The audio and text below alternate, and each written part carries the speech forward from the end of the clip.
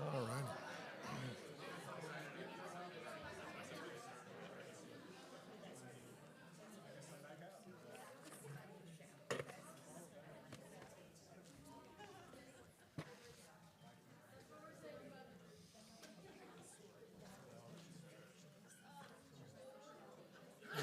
Wait for the dull roar to calm down a little bit. We're actually going to start out our study of Micah tonight in Matthew, so you might flip over to Matthew chapter 2. It's kind of funny because, my basic plan is to skip 2 chapters in Micah, and I think I still have about 4 hours worth of material to cover in the next 20 or 32 minutes. So we get as far as we get and we're done, because somebody else is scheduled for next time. So we'll talk a little bit about Matthew. We're going to skip Micah 3. Micah 3 was kind of similar to Micah 1 and 2. There's a lot of condemnation for people doing the wrong things, basically. And then I really want to try to hit as much of 4, 5, and 6 as we can. But I want to start in Matthew for what will be hopefully an obvious reason. So Matthew chapter 2, starting at the beginning, reads, "After Jesus was born in Bethlehem in Judea, during the time of King Herod, Magi from the east came to Jerusalem and asked, 'Where is the one who has been born King of the Jews? We saw his star when it rose, and we have come to worship him.' Then King Herod heard this. When King Herod heard this, he was disturbed, and all Jerusalem with him. When he had called together all the people's chief priests and teachers of the law, he asked them where the Messiah was to be born. 'In Bethlehem in Judea,' they replied, 'for this is what the prophet has written. But you, Bethlehem, in the land of Judea, are by no means least among the rulers of Judah, for out of you will come a ruler who will shepherd my people Israel.'" So what does that have to do with Micah? If you go back to Micah,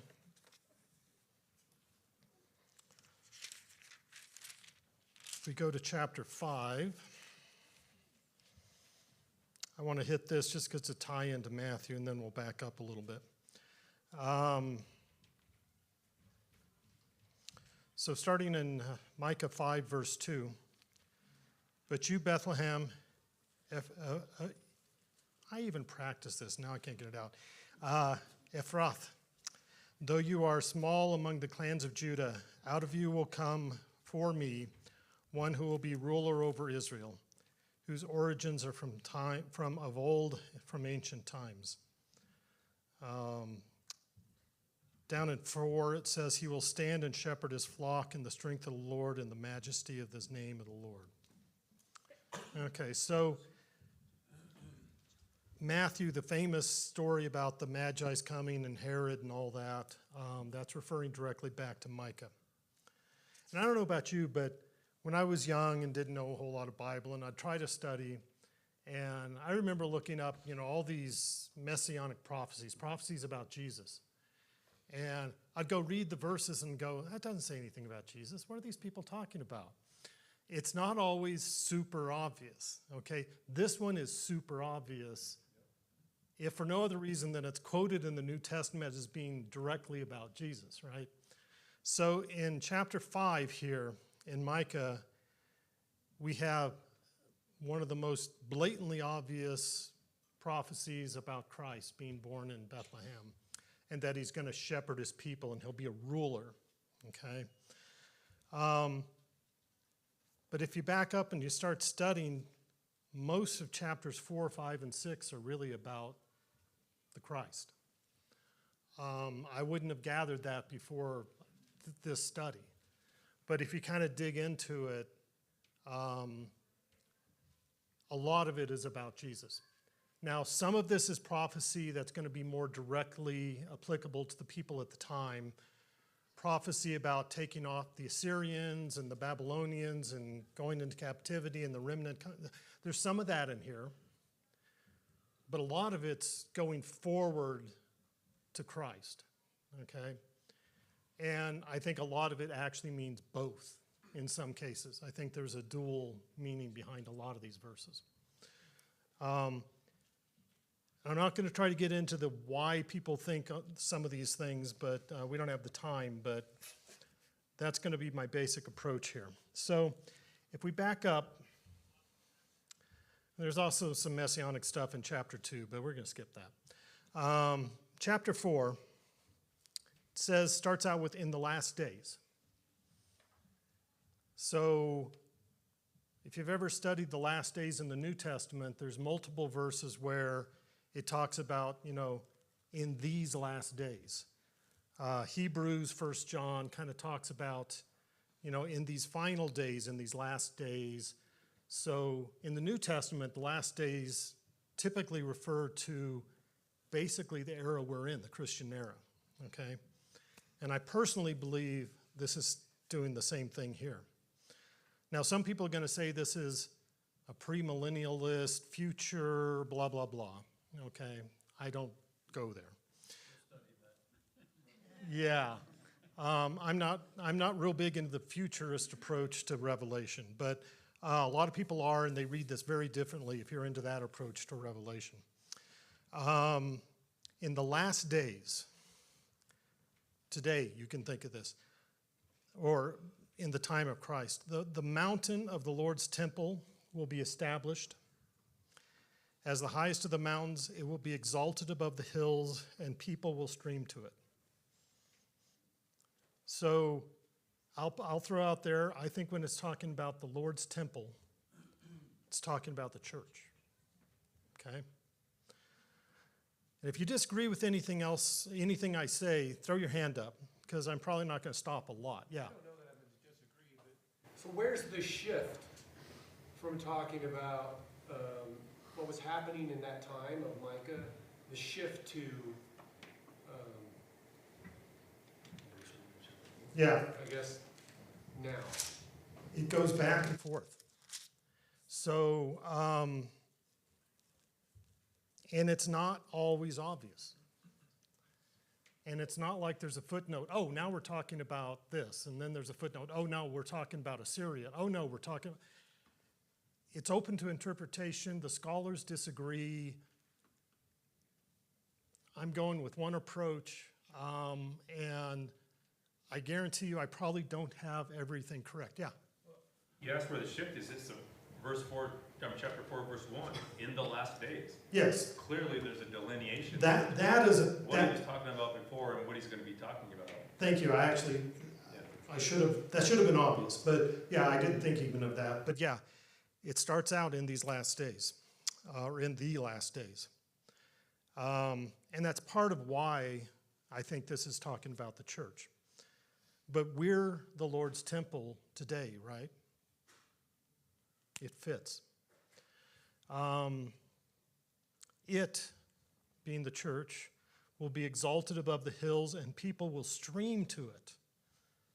Okay? Again, I think we're talking about the church. The church can't fail. The church will not fail. The church will endure. And people will stream to it, and did stream to it, and are continuing to come to the church.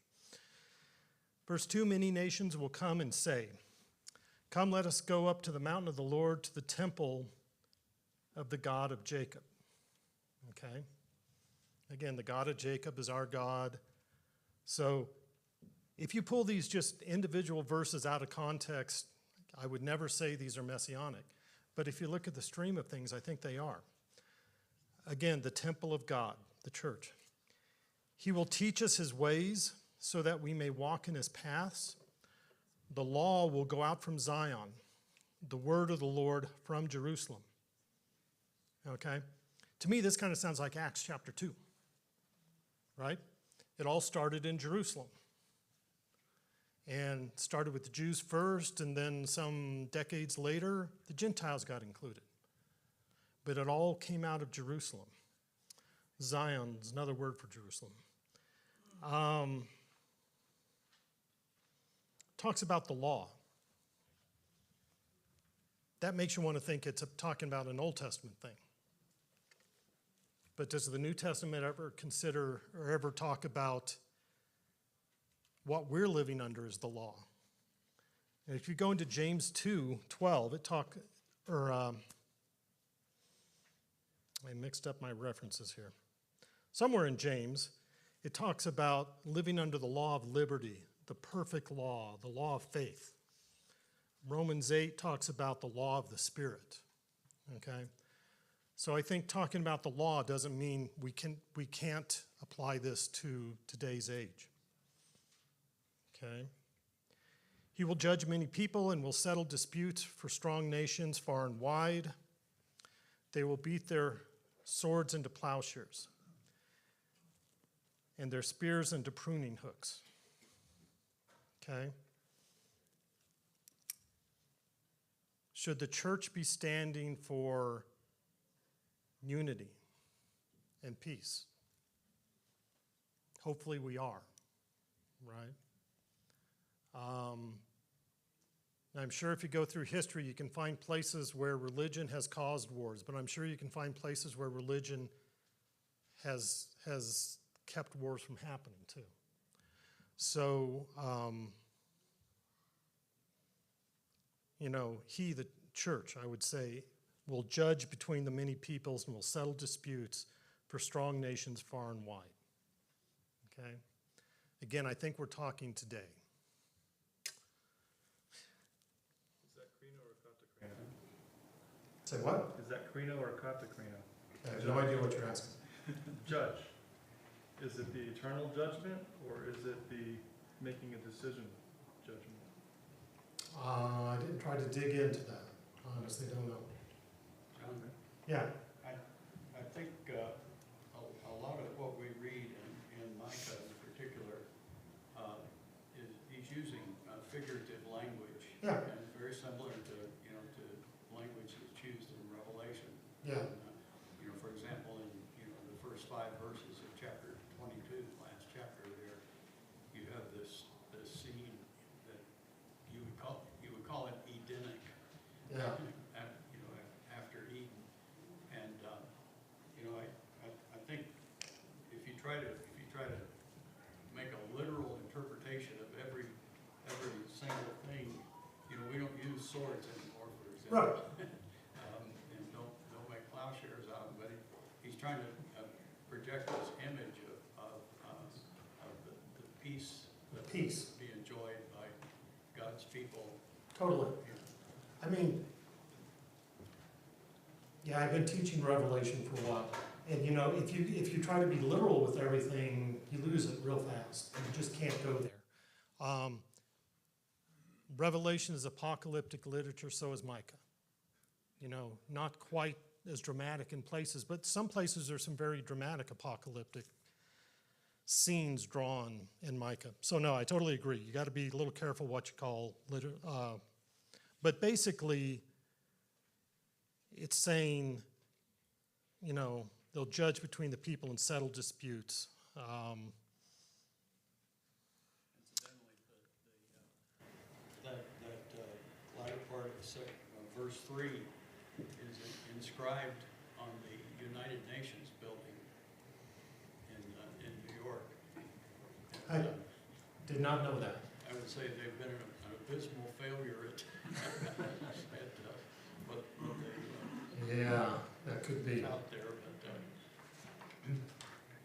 So as it just goes on, again, it's just painting a picture, like Terry pointed out. Everyone will sit under their own vine, under their own fig tree, and no one will make them afraid. Do we have anything to really be afraid of as Christians?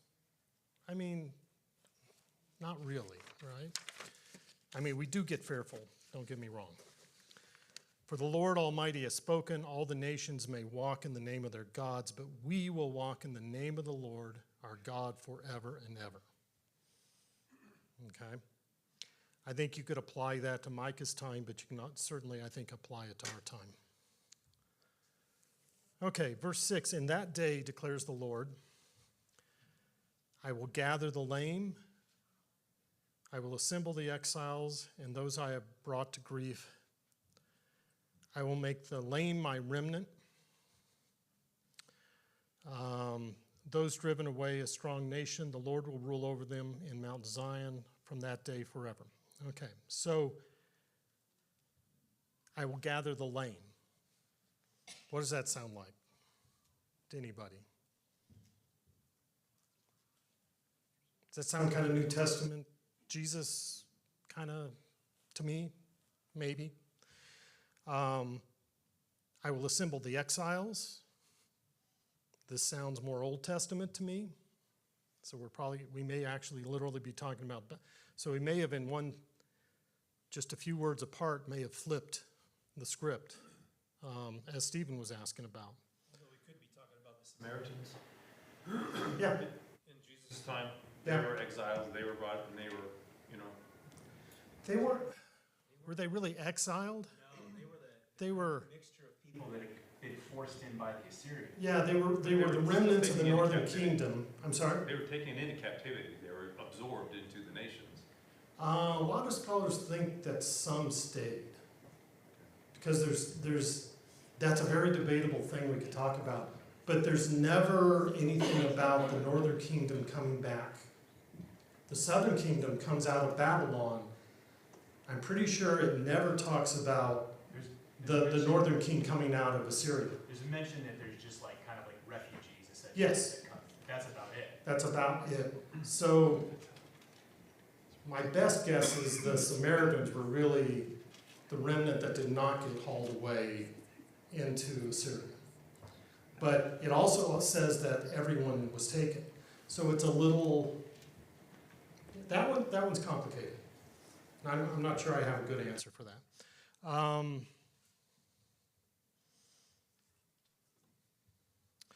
So anyway, verse 7, I'll make my lame my remnant. Again, I could say that if we're talking the remnant of Judah that came back from Babylon, well then Christ came from that remnant. He's descended from those people.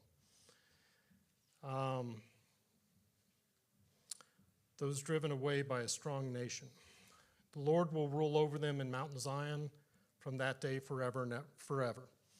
Again, you have to get careful with literal versus whatever here, but Mount Zion would be, Israel basically. So, okay, so we've got this idea of a remnant, the lame being brought together, and the Lord will rule over them.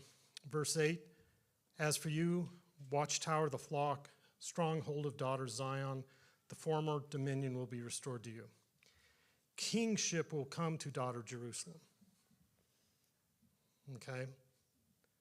What was Jesus? What were they expecting the Messiah to be? A physical king over the country, right? A military political leader. But what did Jesus say? He said, my kingdom is spiritual. But he was a king, okay?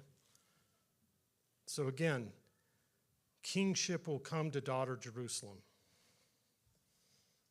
To me, I think we're back to talking about Jesus here.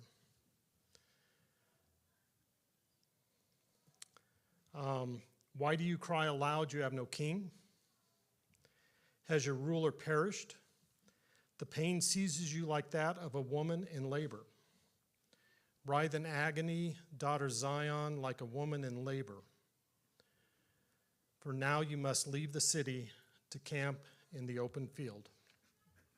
Okay? I think we just flipped back to Micah's time, my opinion. If you see a messianic application of this, speak up. But the people are crying out, they have no king, the ruler perished. The woman in labor, I believe here is Judah. And you must leave the city to camp in the open field. The open fields were where the slaves stayed a lot of the time. So I think now suddenly we're talking about the Babylonian exile.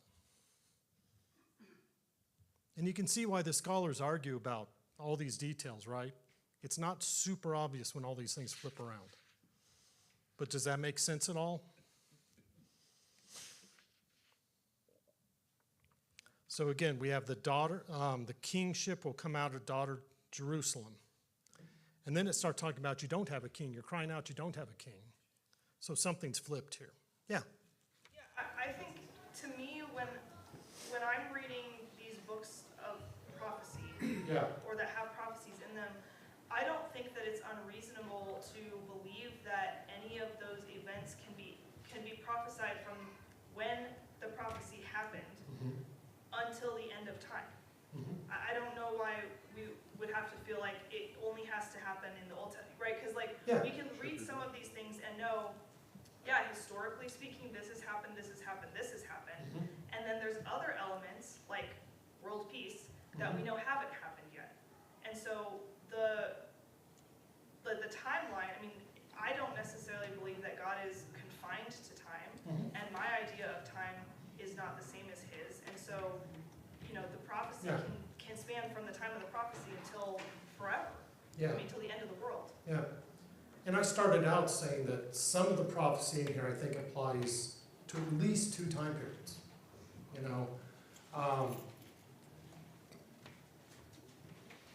We're down to 10 minutes, so you can't get into all these details.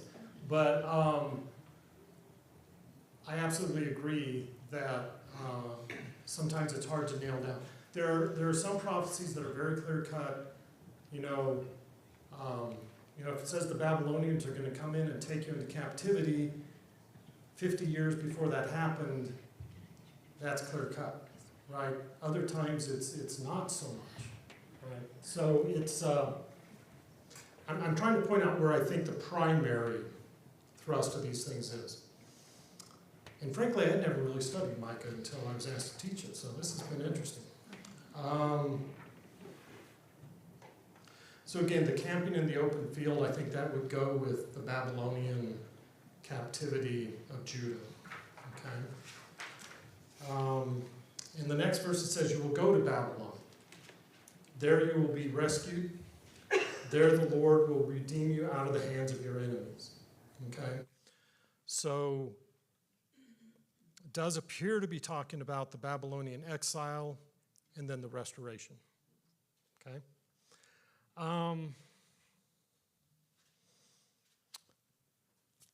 I think we're about to flip again, okay? So, but then it goes into, "But now many nations are gathered against you. They say, 'Let her be defiled. Let our eyes gloat over Zion.' But they do not know the thoughts of the Lord. They do not understand his plan, that he has gathered them like sheaves to the threshing floor." I think this is paralleling some stuff in Revelation, kind of talking about the Roman Empire and the tribulation in the 1st, 2nd century. Do I know that 100% for sure? No. Okay? That's my best guess after, studying what some of the scholars say. "Rise and thresh, daughter Zion, for I will give you horns of iron." Okay? Daughter Zion here I believe would be us, the church.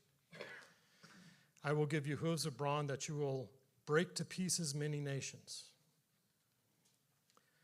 You will devote their ill-gotten gains to the Lord. The wealth of the land will be the wealth of the Lord. Their wealth to the Lord." I can read some days. "Of all the earth." So again, I think this is just saying the church will prevail. God will prevail. Nations can do whatever they want to try to destroy the church. At this moment in time, they're China comes to mind, right? Very oppressive to be a Christian in China. I've heard claims that the church is growing faster there than anywhere else in the world right now. You know, the church will prevail, yeah. I saw an article today that Canada, the government of Canada has introduced a bill there that would brand anything, some of the things quoted from the Bible as hate speech. Yeah, so they had a hate speech law that my understanding was there was an exemption for quoting scripture or whatever. And they're removed. They just voted to remove that exemption. Yep. So now if you quote certain things out of the Bible, you can be thrown in jail for hate speech in Canada. I'm sorry.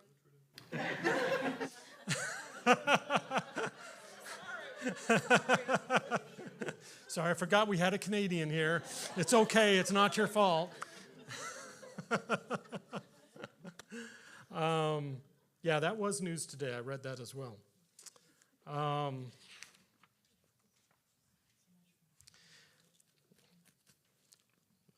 Chapter. I sent that around to my mailing list that, Ah. with the heading, God is not mocked. God will win. The church will win. The church has been persecuted. The church will be persecuted. The church will not fail. I think that's the important thing to keep in mind. Chapter 5, verse 1 confuses me. I don't know. You can read it however you want. But you, Bethlehem Ephrathah, though you are small among the clans of Judah, that's straight out of Matthew, out of you will come one who will be the ruler over Israel, straight out of Matthew. If you go down to verse 4, it says he will stand and shepherd his flock, straight out of Matthew. They skip a little bit of this in the middle in Matthew.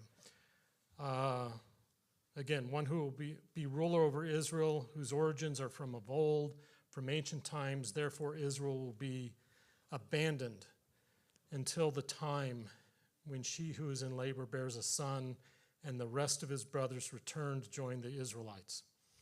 He will stand and shepherd his flock. I think this is very clearly talking about Jesus here. Again, Christ ruled over a spiritual kingdom, not a physical kingdom.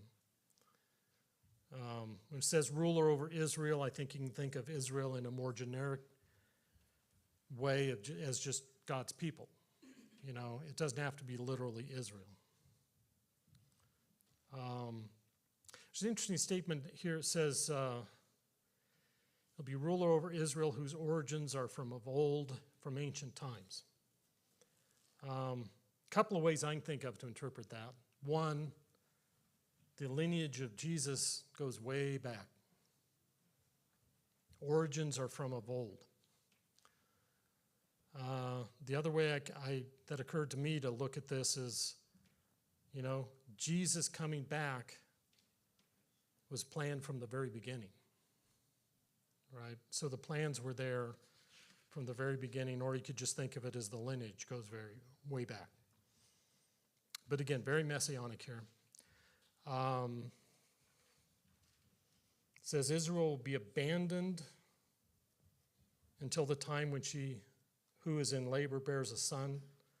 So, you know, again, Israel will suffer, but Jesus would come.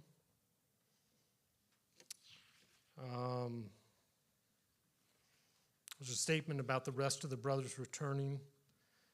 So again, many found their way to Christ. Many found their way into the church. Okay?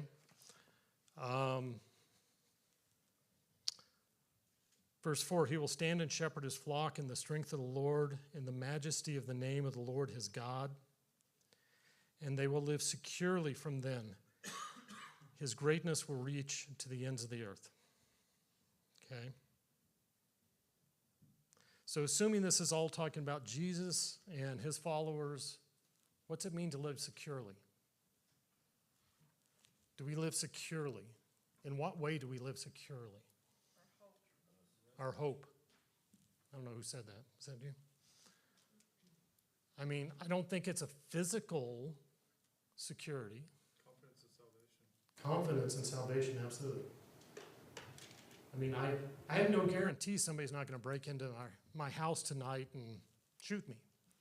I don't have undeniable physical security in this world. But we have certainty that Jesus is our Savior. Absolute certainty in that. Security in that. Verse 5, he will be our peace. When the Assyrians invade our land and march through our fortresses, we will rise up against them, 7 shepherds, even 7 commanders. Yeah. What? 8 commanders. Oh, 8. Did I say 7? Yeah, 8 commanders. This again parallels a little bit of stuff in Revelation.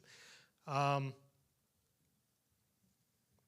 again, I think this is a section that could easily be dual fulfillment, very easily. But if you think of the Assyrians as just, well, okay, in this time,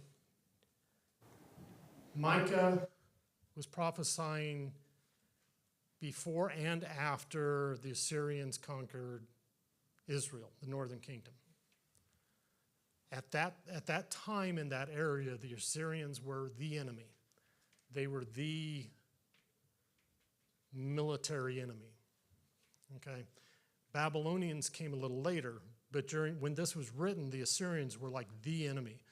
So if you just think of, the Assyrians as kind of just the stand-in for saying, our enemies.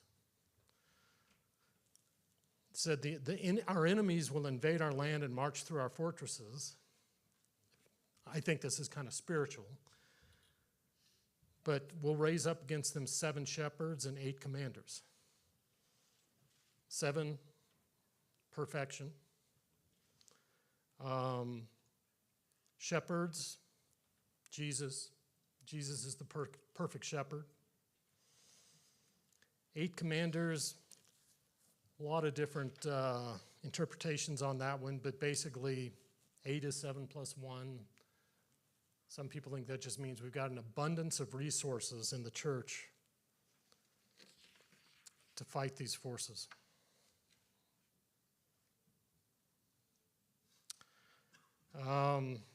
Verse 6, who will rule the land of Assyria with the sword, the land of Nimrod will draw a sword. He, got to think about who he is, will deliver us from the Assyrians when they invade our land and march across our borders. The remnant of Jacob will be in the midst of many people like the dew from the Lord. Okay? In verse 6 there, who do you think he was?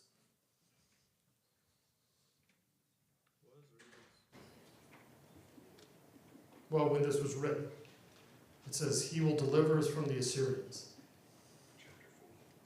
Destroying angel. Say what? The destroying angel. Hadn't thought of that one? Okay. I think it goes back to verse 4 where it says he will stand to shepherd Yeah, the flock. It's the same he. that's my primary thought. Yeah.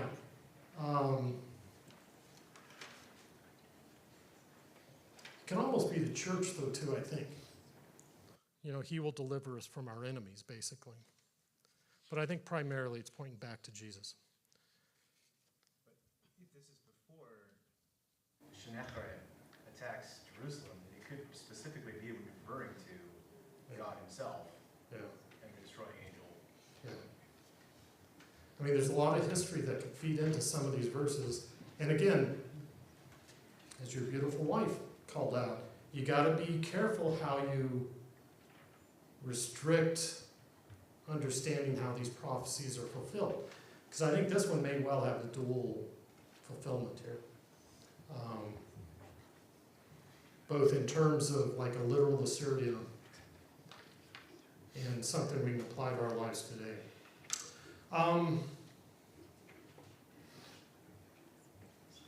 There was extreme dread associated with Assyria.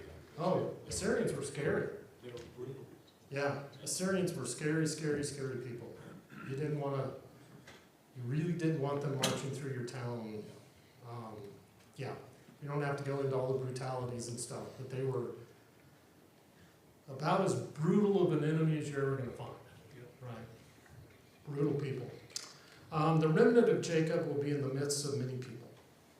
Okay? Like dew from the Lord.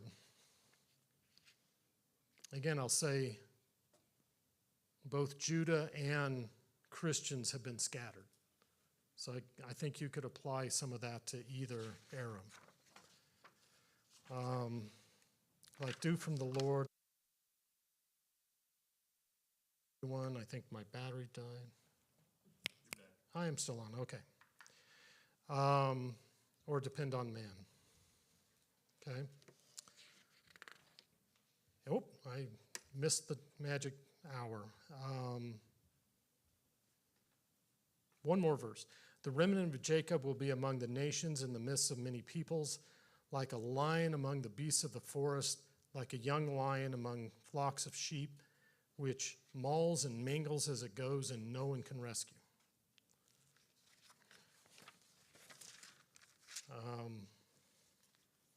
Personally, I think that's talking about the church and the power that the church has. And you can't interpret this literally. We're not going to go tear people apart like a lion would, okay? But we'll be among the nations and in the midst of many people, and have power like a young lion. Your hand will be lifted up in triumph over your enemies, and all your foes will be destroyed spiritually. Okay? And I think we're 3 or 4 minutes past, so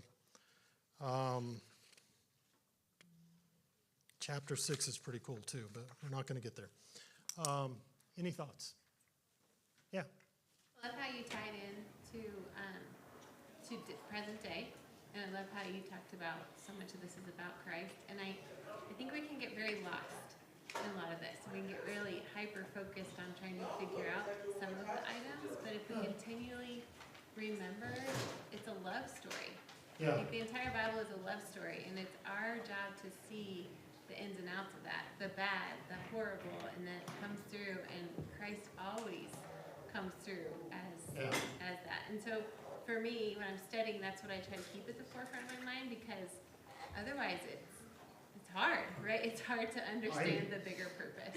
I'm fascinated by all the details, and I try to dig into those little details, but you always got to keep the big picture in mind.